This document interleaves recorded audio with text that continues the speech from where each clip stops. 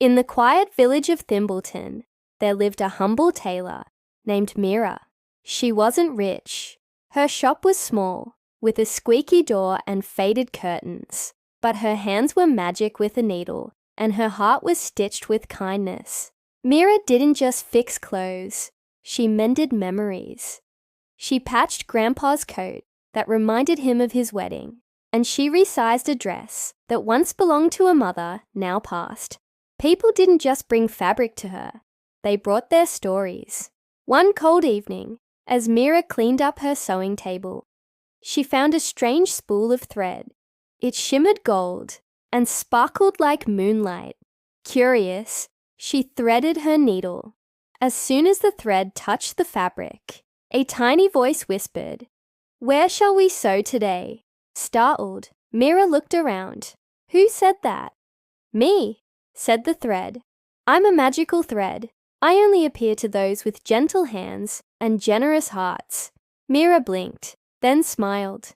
"Well then, let's mend something wonderful." That night, she stitched a worn baby blanket, and the gold thread made it warm again, warm enough to stop a child from shivering in a broken-down house down the lane. The next day, she patched a boy's coat for free, and he ran home with tears of joy.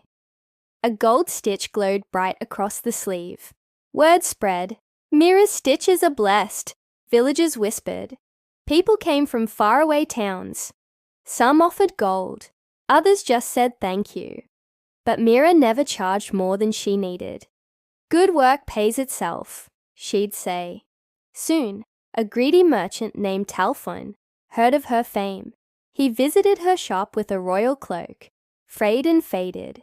"I'll pay you a fortune to make this shine," he said, eyeing the gold thread.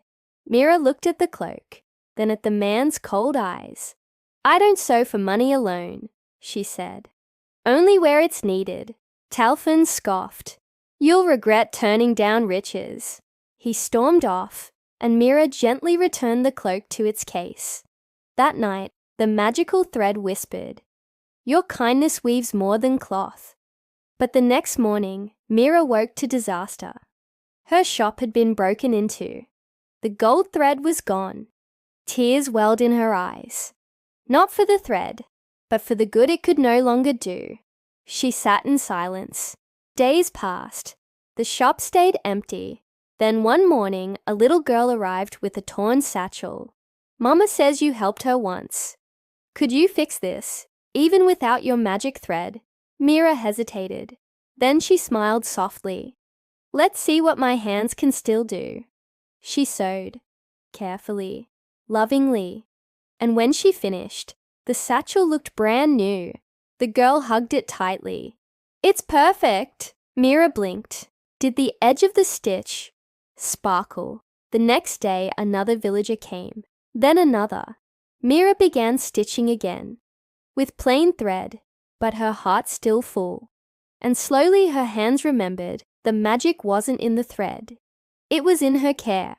Weeks later, Tailor was arrested, caught trying to sell fake, magical coats. His stolen thread never worked for him. Why? Because the magic wasn't in the thread. It was in the tailor.